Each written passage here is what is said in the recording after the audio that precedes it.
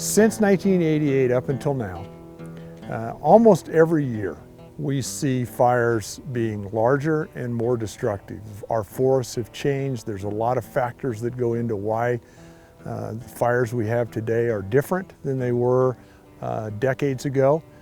But among fire professionals, there's no doubt that the fires today and the fires that we're going to face in the future are significantly more difficult to deal with and create much more damage than fires we've had in the past. So the Flagstaff Watershed Protection Project is our action to reduce the type of fire we'll have, the severity of that fire, and the impact it will have within the Flagstaff community.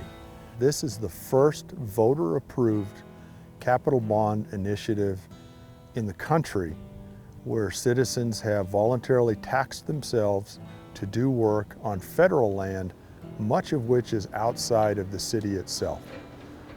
This is a model program that's being looked at on a national basis as a partnership effort between a local government, in this case the City of Flagstaff, and the U.S. Forest Service.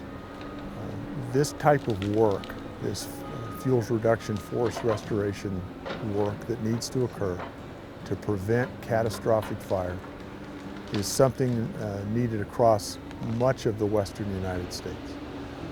But it's expensive work, and the federal government does not have the resources to do the kind of work necessary across the landscape of the West. On the other hand, the local communities are the ones that suffer the impacts of the fire.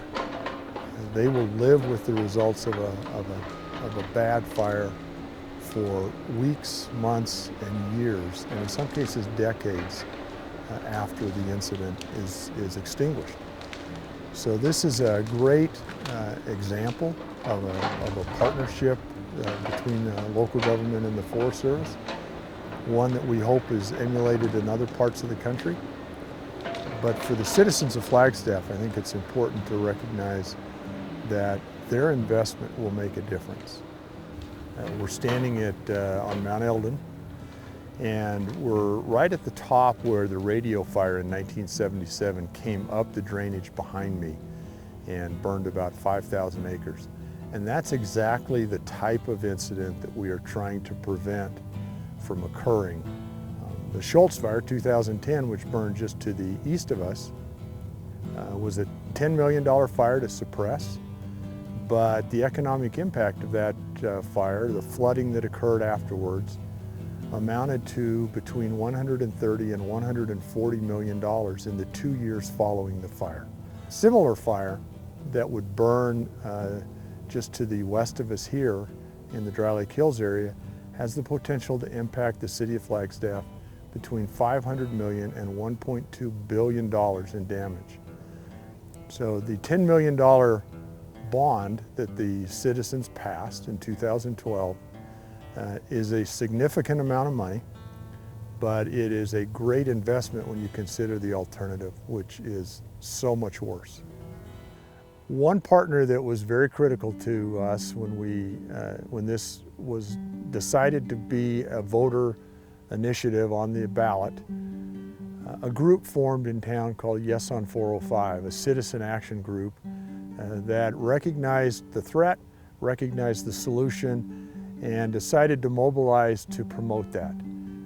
They raised and spent $8,000 on some mailings and some placards and some signage that went up around town, and that $8,000 was parlayed into a $10 million approval. That's one of the better investments that we've seen. Looking back on the campaign that helped pass the 405 proposition, that was the proposition on the general ballot in the election of November 2012 that made that $10 million of municipal bonding available for this very unique project. I got involved in that campaign the late summer of 2012. I had just retired from my Forest Service career the fall earlier, so this was my first summer as a retiree. And this was the summer that city leadership and Forest Service leadership had been talking about creative ways to fund this very vital forest thinning work that needed to be done around Flagstaff. The City of Flagstaff, through its voters, has invested over $10 million into this project, and we've been able to match that with another $7 million in grant money. We've done this to protect this beautiful natural resource we have all around us in the forest, as well as to protect our water supply. We know that prevention is much more financially viable than repression, suppression, and fighting a fire. This effort was the first in its country, and it's been set as a model for everyone else. We've been able to present to a number of organizations and other governments who are interested in a similar kind of effort.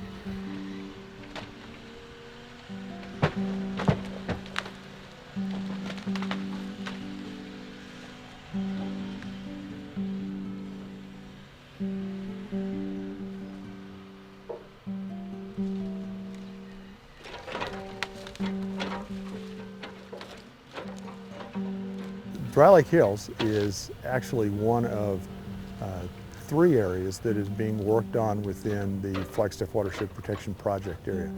The first area was about 3,000 acres, 3,500 acres of city and state-owned lands that are down below us, the Observatory, Mesa city open space, and some other city parcels as well as state-owned parcels throughout the Flagstaff community. That work has largely been completed. Dry Lake Hills on the federal side is the Phase 1 and Phase 2 of our project area. Phase 1 was at the base of Mount Eldon, which was completed last summer. Phase 2 work continues. That's the helicopter and steep slope work within the Dry Lake Hills area that's going on at this time. And Phase 3 work is the work that's scheduled to occur at Mormon Mountain, Lake Mary Watershed. So we are involved in a significant portion of the project right now, and this work will continue for the next year or two until it is completed as well. The citizens of Flagstaff voted to pay for the work. But Phase 2, where we are standing now, that's Dry Lake Hills area, is all federal land. So that partnership is very strong between the U.S. Forest Service and the City of Flagstaff. But there are a lot of other partners who have been involved and continue to be involved in making this a success. Those include the Northern Arizona University Ecological Restoration Institute, the Arizona Department of Forestry and Fire Management, Greater Flagstaff Forest Partnership, the U.S. Fish and Wildlife Service. In the 1990s, this region entered a dry period that led to the occurrence of what were then the largest wildfires in the Southwest. Fires that were on the order of tens of thousands of acres.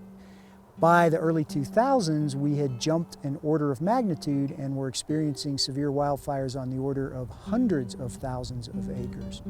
These problems have been addressed by many people, by managers, scientists, and stakeholders for a number of years, but the precipitating event for the Flagstaff Watershed Protection Program was the Schultz Fire of 2010.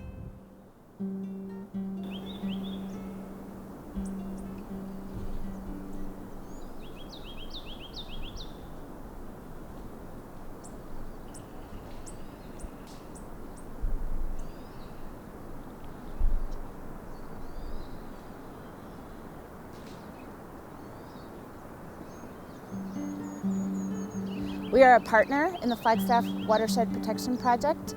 We have responsibility for listed species under the Endangered Species Act in the United States, and the Mexican spotted owl, which occurs within the Flagstaff Watershed Protection Project boundary, is a threatened species. I'm our agency's lead for the Mexican spotted owl, and on the recovery team, we've worked for several years to try and design management experiments in order to look at the effects of thinning and burning on the owl. It's been really difficult to get these treatments implemented and to see how these things will affect owl occupancy and reproduction. However, as a part of this project, we were able to work with the Forest Service to design a management experiment that will look at the effects of thinning and burning on occupancy, reproduction, and actual changes in the habitat for 3 protected activity centers and reference occupied sites on the Dry Lake Hills area and 3 treatment packs and reference protected activity centers on the Mormon Mountain. I am the coordinator of the Greater Flagstaff Forest Partnership, and the partnership has been in existence since 1996, and it's a collaborative group that is comprised of federal and state agencies, academic organizations, as well as private and even sometimes private citizens. This organization has been around for around 2 decades, and it's a large reason why the FWPP bond passed with 74% of the vote. There was a lot of work that was done up front so that we could get the bond passed within 9 months. It was a pretty incredible journey that we went through working on the project, and I really think it's because of this collaborative group, the Greater Flagstaff Forest Partnership, otherwise known as GFFP, that this bond was so successful. And then we started to follow up. The city realized that it needed help, and so it decided that it would like to increase its capacity. So it hired on GFFP to put together a monitoring plan. And they did that because this was a voter-approved initiative, and they were spending tax money on this, so they felt like they were obligated to monitor and to show voters that this project was coming off efficiently and effectively. Coconino County has also played a role in the Flagstaff Watershed Protection Project, and we're thankful for that partnership. Another one is the Navajo Nation. They own 140 acres in the very center of the Dry Lake Hills area, Brookbank Meadow. Many people hike that area. There's trails through that converge in the meadow. And in probably almost all cases, people may not even realize they're on a piece of private land. And then City Council has been, although the mayor and council members have changed since the election of 2012, when the bond was passed, the support for the project remains very strong from the council's perspective. Flagstaff Fire Department has been involved. We have a crew that does some of the work in the area, both thinning and burning. Has been engaged since 2013 and will continue to be engaged doing that work through the remainder of the project. Our interaction with FWPP is coordinating with the timber shop and planning out a lot of these fuels treatments up on the hillsides behind us here. And with the fire suppression that's gone on for well over 100 years now in and around this area, the fuel loading that's been created, in and around Flagstaff it's a huge concern for us, particularly with the sheer number of fires we get, both human and naturally ignited fires in and around this area, and the fire regime that is, indicative or in and around Ponderosa Pine. In regards to the prescriptions and the actual treatments, working with the silviculturists and the timber shop, and really all the specialists, be it wildlife biologists, our heritage folks, archaeologists, also the recreation folks, to plan out said treatments up on this particular project, across the mountain, if you will, to make sure that we're taking into account all those factors, not only the fuels hazards, but what those recreation impacts may be, if there are heritage resources on site, what wildlife concerns there may be, and really coming up with that comprehensive plan where we're getting the most benefit on the ground and minimizing any kind of potential negative impacts there may be to those other entities. Some of the contractors who have been involved with us to date on the project include Market Forestry. They're the ones doing the helicopter work in Phase 2. Smith Forestry is doing the steep slope operations. Both of those companies are from out of state. The type of work that we're doing here is unique. It's not been done in the Southwest before. Perkins Timber out of Williams was involved in some of the city-owned properties and on the state properties as well. And then other groups that have helped us from a contractor perspective have been American Conservation Experience, ACE, which is headquartered here in Flagstaff, as well as the Arizona Conservation Corps. And they've done some of the hand thinning work, in addition to the City of Flagstaff crews and U.S. Forest Service crews.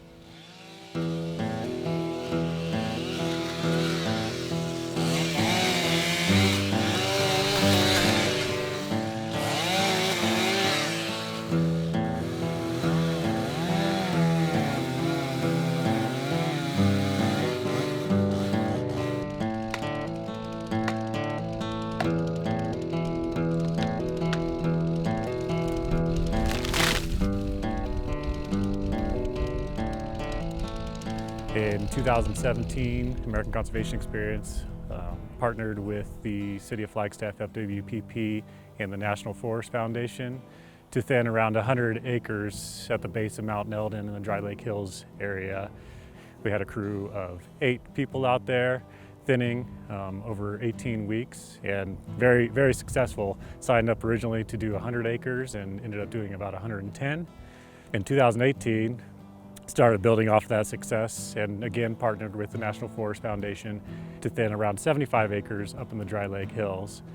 And then also partnered with the Arizona Department of Forestry and Fire Management. We were awarded with Western Bark Beetle Initiative grant to thin about 100 acres in the Brookbank Meadow parcel up there. So our crew leaders are our full-time staff, and then we utilize their AmeriCorps program. So they're volunteers up there, gaining experience in the outdoors and moving on to other outdoor jobs. It's usually a crew of 8, so 7 volunteer, emerging professional forestry professionals, 18 to 25 years old, led by a crew leader. I work with the contractor who's in charge of the steep slope project on FWPP, and I make sure that he abides by the contract, and also we can get the results that we want. The steep slope project has a few pieces of equipment that's kind of unique to this area. One in particular is a tracked machine that's actually raised higher than a regular excavator type machine that we're used to seeing. And this allows the machine to go over those really large rocks. It also allows the machine to climb steep slope. And with that, it can grab trees that have already been hand felled by hand fallers, and then it can swing the trees over and place it. And it kind of keeps doing that down the slope to get to an area where then we can have the trees either be processed or piled. And if they're processed, what I mean is processed is the branches will be completely stripped from the boles. The boles of the trees will then be transported to a staging area where we hopefully can sell the wood. Helicopters being used on this project because we're operating in an area that is too steep for mechanical equipment to operate. We have men felling trees with chainsaws, and then they're flown by a helicopter to a landing to be processed. We're excited about this project. It's helped bring our company to Arizona. Arizona's been problematic in the fry area overall, trying to get the work done. And we've been working on the sidelines for about 2 years trying to come here.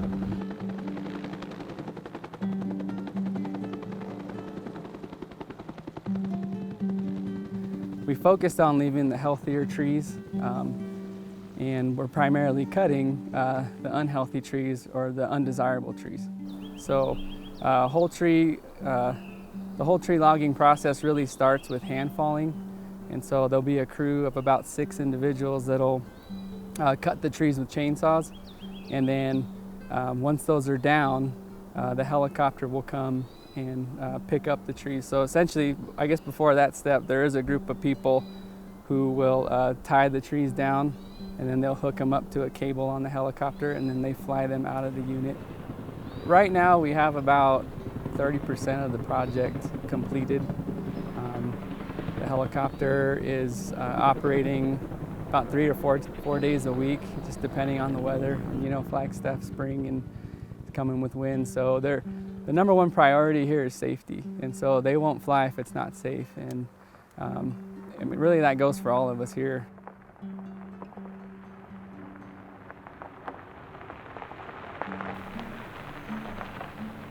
We have this area closed because of the helicopter operations that we're witnessing as part of the Flagstaff Watershed Protection Project, partnership between the city, the community, and the Forest Service. The initial closure went till 2020, December of 2020, but we don't intend to have the entire area closed for that long. It's a work in progress. The areas that there's particular danger where the helicopter or heavy equipment is operating, those areas will be closed, but other areas will have the opportunity to open over the coming months and year.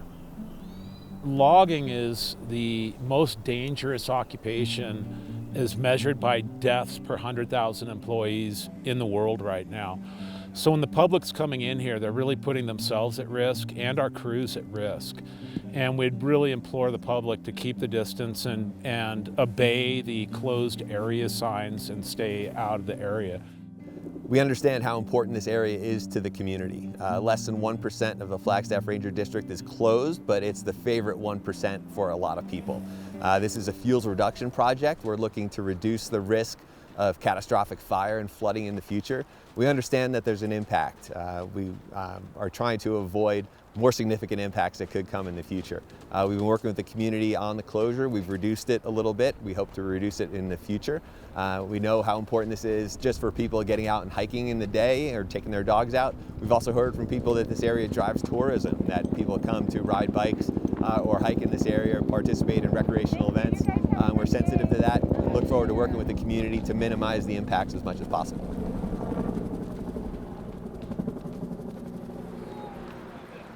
To understand the forests here in northern Arizona, you have to understand 10,000, multiple 10,000 years ago. These forests have been shaped by fire continuously. We know that because this is an area of high lightning strikes. We know that because of the way bark is on the tree. And we know that fire for thousands and thousands of years has burned through the understory of these forests. And the role of that fire has been to act like a predator. That fire maintains the number of trees. And what we see around us here are the product of seedlings that germinated about 15 years ago. So what our science tells us in terms of managing these forests is that we need to put fire back into this system on the ground to burn up those seedlings within 10 years of a thinning treatment. And what's exciting and good about that is that fire is much cheaper to put back onto the land once we have thinned the forest. It's safer. We don't have to worry about it getting up into the canopy or the tops of trees where we get the big catastrophic fires. Once we've thinned, we can keep putting fire regularly back into the system to maintain the conditions that are going to maintain a healthy watershed and a healthy ecosystem. Yep. Okay. So lined off of that road. Sweet. Wildfire will be a part of this environment. It's just a matter of if, not when. If we can mechanically treat the areas and put prescribed fire into the areas, they'll be prepared for the inevitable wildfires that come in the future. So an example of how these ponderosa pines are fire adapted can be made with the large trees. The large trees have thick bark. This thick bark insulates the trees from the fire that comes through the area. So the large trees will tend to survive. Some of the smaller trees would be consumed by the fire.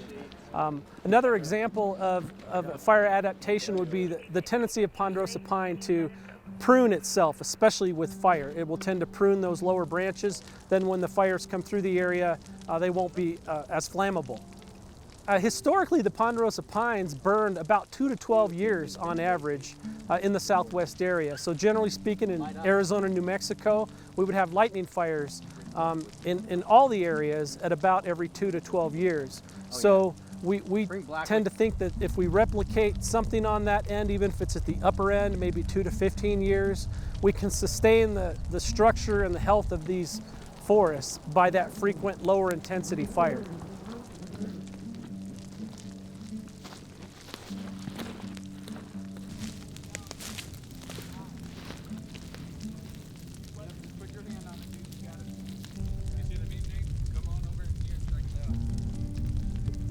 Today we're out here implementing a prescribed burn at Observatory Mesa. This is one of the key areas within the Flagstaff Watershed Protection Project. This area had some thinning treatments, and now we're putting fire on the ground, which is key to follow up post-thinning to make sure that we get the prescribed burns back into our system. My role focuses on both restoring the natural structure and pattern across our forests and then implementing the prescribed burns. It's really important to make sure that we focus on getting the fire back on the landscape. We invest a lot of time and effort and money into restoring the natural structure, and we maintain that investment by getting the good fire back on the landscape. If we do the thinning and we don't get the fire back in, then the trees grow back in, and so all that investment and work that goes into maintaining that, restoring that condition, it's really maintained by getting the fire back into our system. Behind us we have this stump here that is on fire. These stumps like this that we see all throughout the forest here in northern Arizona actually represent a historic evidence.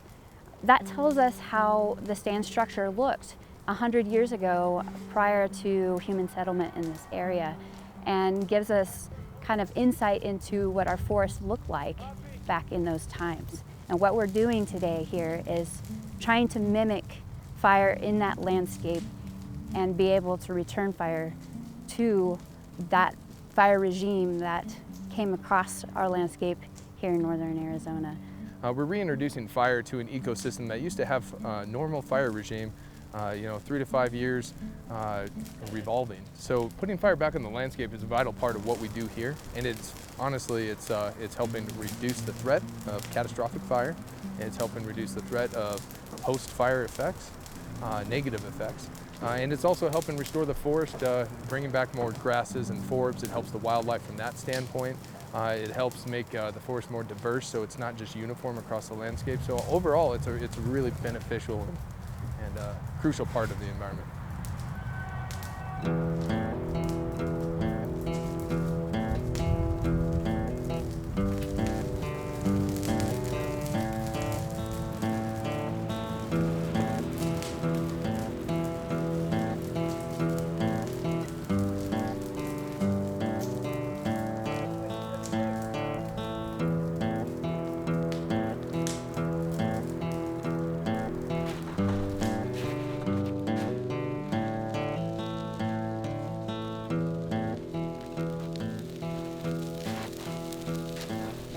Today we're out here doing a prescribed pile burn on Observatory Mesa. Basically we're burning piles with snow cover on the ground to eliminate any kind of spread issues on the ground. These piles were created by myself and the rest of the crew during our summer wildland fire thinning operations.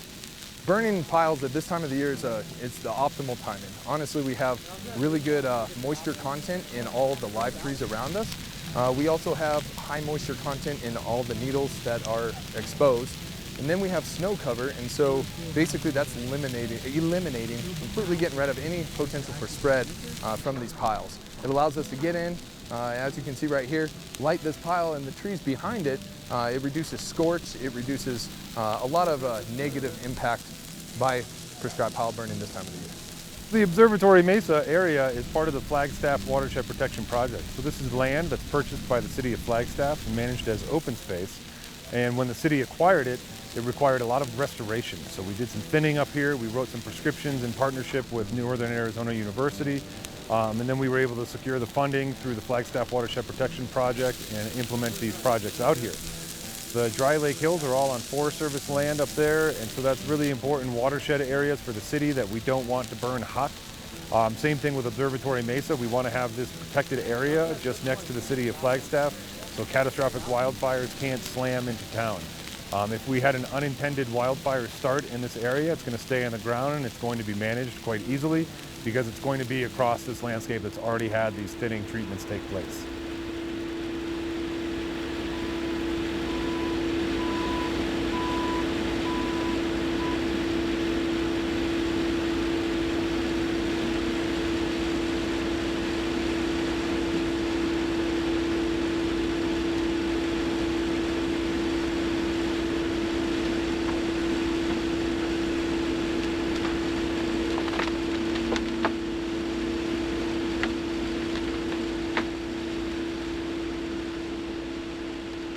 From the debris disposal aspect of the work that we're doing in FWPP and on other projects, the material that is the limbs and the branches and all the small diameter trees, there's several things that can happen with that. One is the material could be chipped and it can be removed from the site. It can be hauled off and used for mulch and landscaping. It can go to power plants to be used.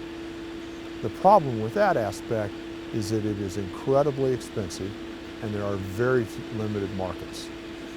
That, while it is a piece of the puzzle, it helps in some areas, it is not applicable on a widespread basis.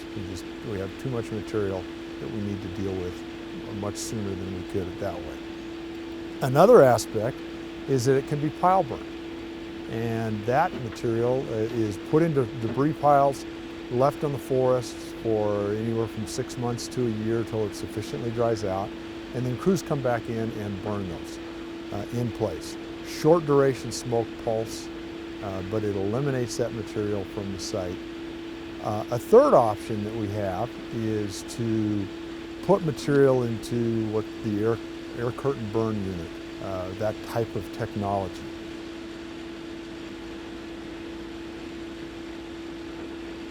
Behind me is our air curtain burner that we purchased last year as we got into this year's burning period so that we could help with finding tools, finding ways to reduce the amount of biomass that's left from the forest restoration operations, not only on national forests, but on private lands and state lands. And we purchased this machine mainly because its main function is not just to dispose of slash and the woody debris that's left over from logging, but also to reduce the smoke impacts that happen around the communities.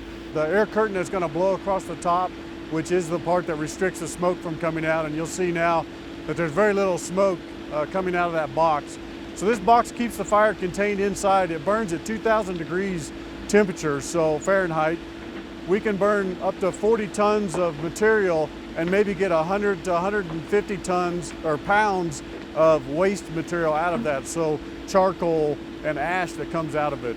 And that's just a great efficiency for us to have very little waste then, and we can spread that out and it becomes a soil supplement in the area that we're burning. So the Flagstaff Watershed Protection Project has a lot of slash that's coming off through their projects, and so we hope that as this project, especially because it's so close to the City of Flagstaff and the community's houses, that this machine might be useful for the project in removing some of that slash, especially in areas where they would not want to open pile burn this material to get rid of it. Or it doesn't make economical sense to grind it and transport it off the forest. We can bring this machine in, burn it right there on place, and reduce that cost and that impact to the community as well.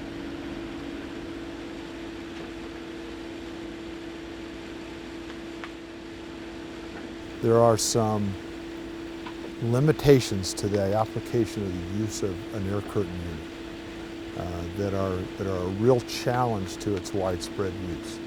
The first is some people have a mistaken belief that the use of an air curtain eliminates the need for fire in the forest. And it does not, because the air curtain unit is only for debris. It does not replace the need for ecological burning or broadcast burning for the benefits that provides the forest. The other aspect, two other aspects of the air curtain unit have to do with the cost and with the production capacity of that type of technology. And from a cost perspective, the air curtain unit is magnitudes times more expensive than broadcast burning or debris disposal in another manner. And then from the other aspect is the production is it's generally slow. It takes a lot of time. You can treat hundreds of acres through in 1 or 2 days with other ways of dealing with debris versus what you could do with 1 acre of material trying to put through an air curtain unit.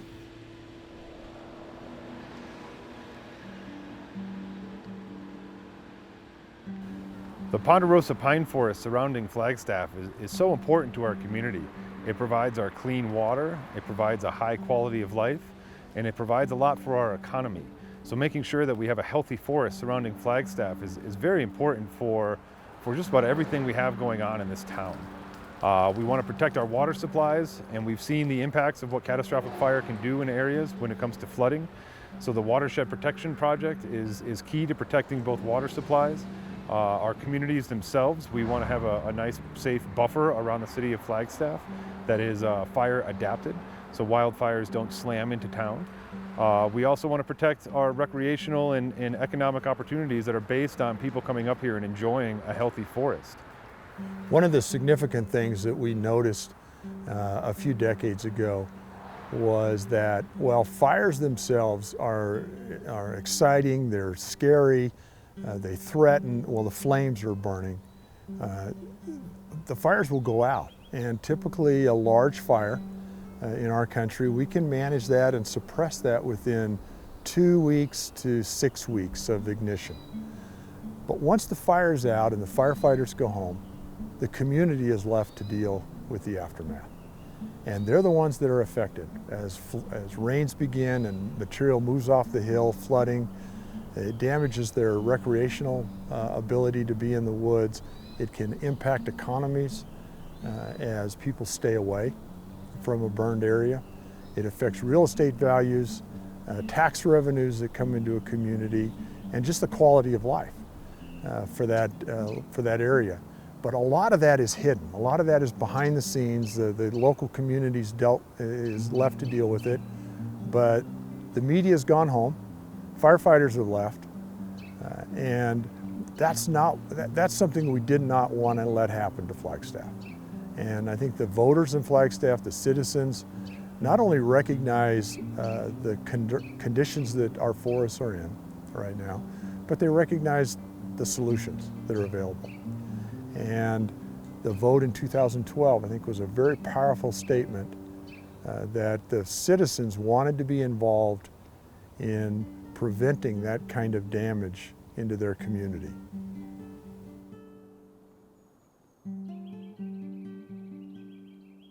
You know, when I first entered council 3 years ago, I began to learn about this project, and it's so essential. Some of the important factors is the first time that a community has gotten together, passed a bond, and worked with partners, the Forest Service and many others, to protect the lands around us and our municipality.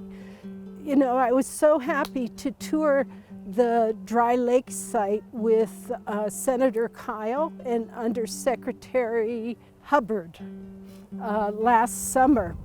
In March, we also went to Washington, D.C. and met with the Deputy Undersecretary of Agriculture, and again spoke about some of the barriers that we're facing. One being that our forests are not like the forests in the Northwest, but yet we're guided by a manual that says we must treat our lumber that way.